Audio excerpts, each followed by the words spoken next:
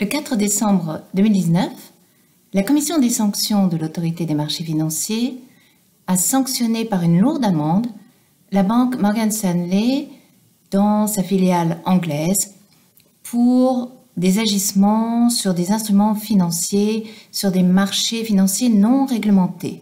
L'affaire fait grand bruit et un recours sera sans doute fait par la banque en raison de la lourdeur de l'amende, de manquements en manipulation de cours, pour lequel la banque a été sanctionnée, et aussi parce que la banque estime ne pas devoir être sanctionnée.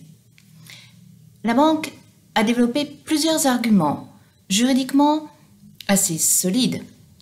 En premier lieu, à l'époque des faits, l'agissement lui-même n'était pas visé expressément. En effet, elle a agi sur des instruments financiers qui ne sont pas sur des marchés réglementés, mais sur des marchés non réglementés. Et les sanctions visaient à l'époque les agissements sur des instruments sur les marchés réglementés, ici des titres émis par l'État, des OAT, alors qu'elle a agi sur des instruments financiers qui sont sur ces instruments financiers sur les marchés réglementés. Donc, elle dit, puisque nous sommes en matière pénale, si mon agissement n'est pas expressément visé par un texte, puisque nous sommes en matière pénale, il ne faut pas pouvoir me sanctionner pour un cas qui n'est pas expressément visé par les textes.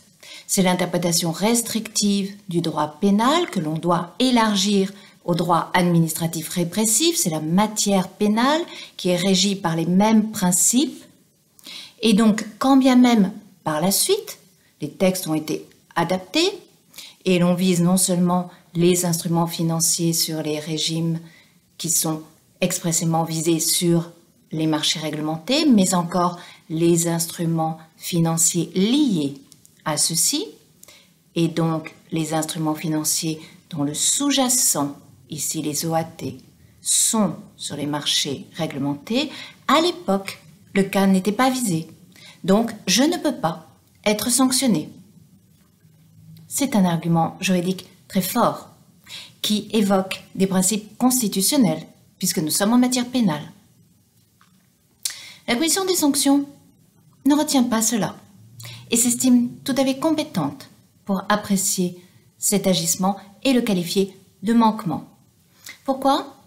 Parce qu'elle dit que bien que effectivement ces principes s'appliquent, que effectivement il ne faut pas que les textes soient rétroactifs, que effectivement les textes doivent s'appliquer restrictivement, néanmoins, elle reprend la définition même du manquement, ici en cause la manipulation de cours. Et elle dit, qu'est-ce que c'est qu'une manipulation de cours, qui est un abus de marché? La manipulation de cours, ça consiste pour un opérateur d'agir sur le marché, grâce par exemple à des instruments, de sorte que le cours de celui-ci soit d'une façon anormale ou artificielle, affectée. Or, poursuit la Commission des sanctions, en agissant par ces instruments financiers sur des marchés non réglementés, mais dont le sous-jacent est bien des OAT sur un marché réglementé, c'est bien, par ricochet, ce sous-jacent de l'OAT sur un marché réglementé dont le cours a été affecté.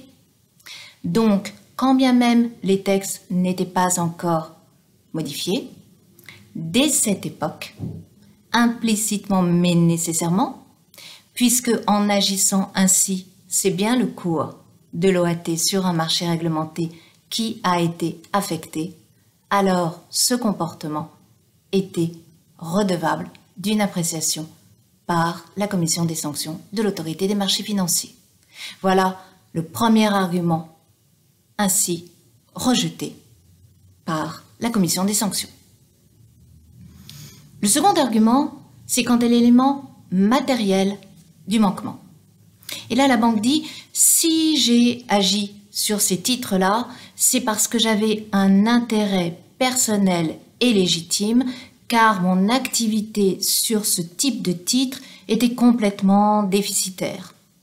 Et donc, j'ai agi parce que j'avais un intérêt personnel et légitime. Je suis un opérateur financier et économique et donc quand j'ai une activité déficitaire, j'agis sur ces instruments parce qu'une activité déficitaire, il faut que ça cesse. Donc, j'ai agi, c'est vrai, massivement, dans un temps très court, mais enfin, il fallait mettre fin au plus vite à ma situation déficitaire. J'ai agi donc sur de nombreux marchés, des marchés non réglementés.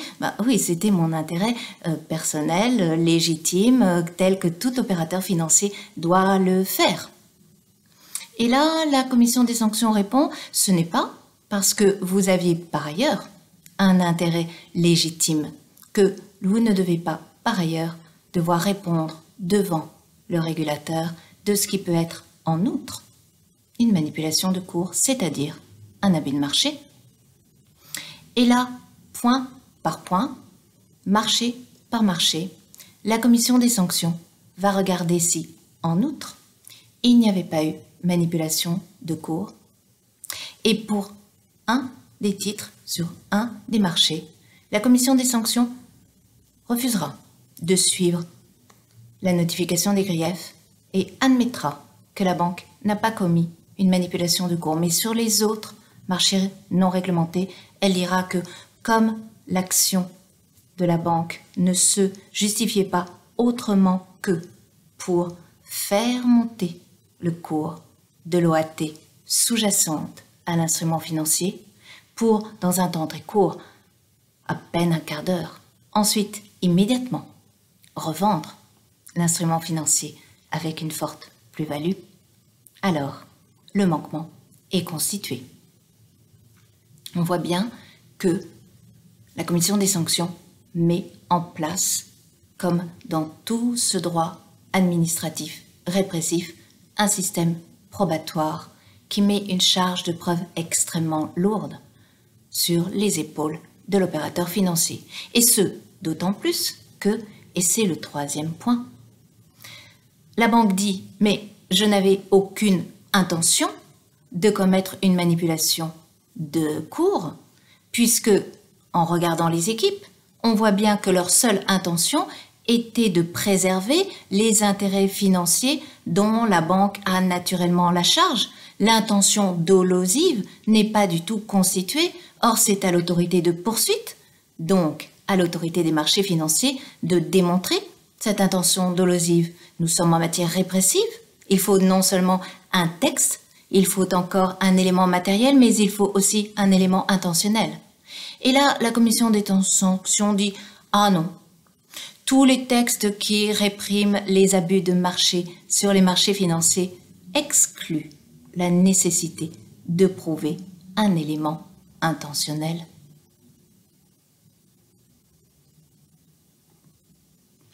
Que penser d'une telle décision si sévère qui se comprend dans une perspective de compliance dont le but est l'intégrité des marchés financiers, intégrité qui est heurtée par les abus de marché, qui par exemple justifie la disparition de l'exigence d'un élément intentionnel pour sanctionner un manquement. Certes, le manquement est une notion du droit administratif répressif, mais en droit pénal, car le manquement de manipulation de cours a son reflet dans le délit de manipulation de cours. L'élément intentionnel est un des 3 éléments constitutionnellement constitutifs d'un délit. Une telle autonomie du droit répressif administratif qui vise avant tout à l'efficacité de la répression comme simple outil de la compliance, afin de servir l'intégrité des marchés financiers, n'est-ce pas heurter ce qui demeure répressif, ce qui est de la matière pénale, ce qui fait que, normalement, le droit administratif répressif devrait demeurer le jumeau du droit pénal.